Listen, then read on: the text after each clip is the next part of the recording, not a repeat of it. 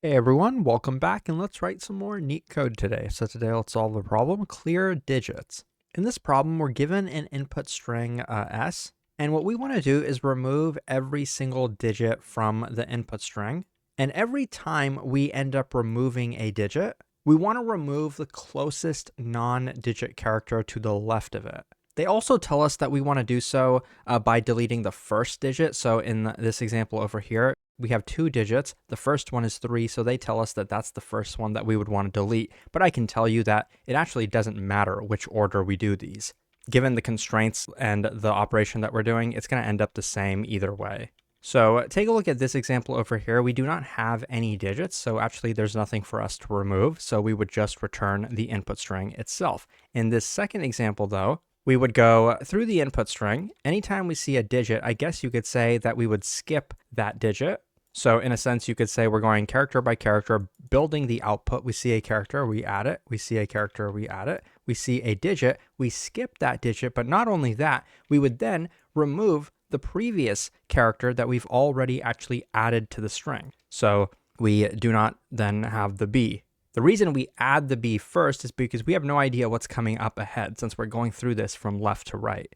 Next, we see another character, which happens to be a digit. It's 4. We would skip it, and we would also remove the previous character that we have already added to the input string, or to the output string, rather. So then we would end up with just an empty string.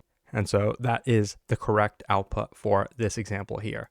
Now, you might be wondering, what would happen if we had a case like this? Like maybe we have a character and then we have 2 digits that come after it. They don't really make that super clear with the problem description, but at the bottom, they tell us that the inputs are generated such that it's always possible to delete all the digits. So I take that to mean that for every digit, there's always going to be enough preceding characters so that anytime we do remove a digit, we are going to be removing a character. So I don't think an example like this is actually possible. So we don't really have to worry about that.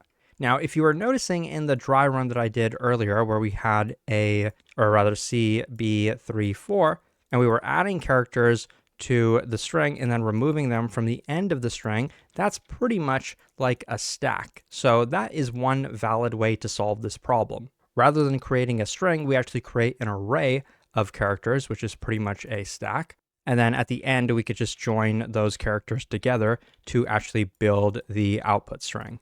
Another solution, the first one that I actually coded up was this, just going through the input in reverse order, because then anytime we see a character, we could, yes, skip that character, but instead of removing the upcoming non-digit characters immediately, we could just keep track of like a count, like our delete count. And so after we see this, our delete count would be 1. When we see this, our delete count would then be incremented to 2. And then when we see a character, since our count is positive, we know that we can skip it, and then we could just decrement the count and take it down to be 1 now. We see another character, so we skip it, we take our count down to be 0 now. Imagine we had additional characters here. Maybe we have an A. Now, since our count is actually 0, we are not going to delete this character. So this one would actually stay, and so we would add it to whatever data structure that we want, probably an array, and then continue. I think this is also a valid way to do it. Since the solution is easy enough to code up both ways, I guess I'll show you the solution for both. It's going to be a linear time solution. In terms of space, since we are kind of using an intermediate array rather than building like the output string, I guess the output, like the extra space, could be considered linear, but this is pretty much what we're returning. The reason we're putting it in the form of an array rather than a string is because in most languages, strings are immutable. So if we were to be updating that string, it would be less efficient in terms of time. Anyways, let's code it up now. So I'll show you the reverse order solution first. So what we're going to have is our result. It's going to be an array, and we're going to have that delete count that I was talking about. Initially, it'll be 0. We're going to go through the input in reverse order. So we can do this in Python, just reverse this iterator. And what we want to check is if the character at index I is a digit, and thankfully that's actually a built-in function. So we could do this, s at index I dot is digit. If it is a digit, we will skip that character, but we want to increment our delete count. Now, there's a couple other cases. One is if it's not a digit, but our delete count is positive. So this, Well, in that case, we also want to skip that character, but this time we want to actually decrement our delete count because we're basically deleting a character. The last case is going to be it wasn't a digit and our delete count was 0, so thus we can actually take the character and add it to our result. Notice that we are going through this in reverse order, so the result will also be built in reverse order. That's kind of a negative of the solution. So when you return, normally we could do something like this in Python, use the empty string as the delimiter and then join all the substrings together like this. But we actually want to go through the strings in reverse order. So we're actually going to reverse that like this in Python. So I'll run this to show you that it works. And you can see that over here. If you didn't want to use this built-in function, it's actually pretty easy to implement it ourselves. So we could do something like this is a digit passing in a character. And what we would want is to get the ASCII value of that character, which we can do like this in Python. We want to make sure it's in between the digit 0 and the digit 9.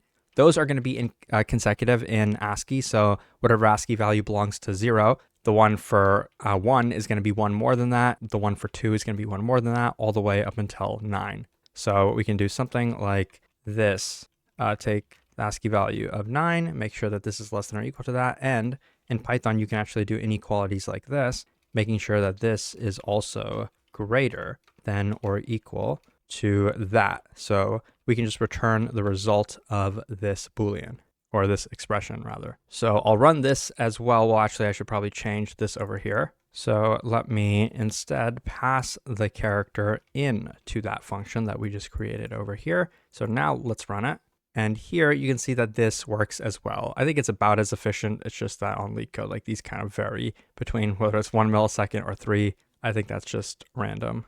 If we wanted to treat the result more as a stack, what we could do is this.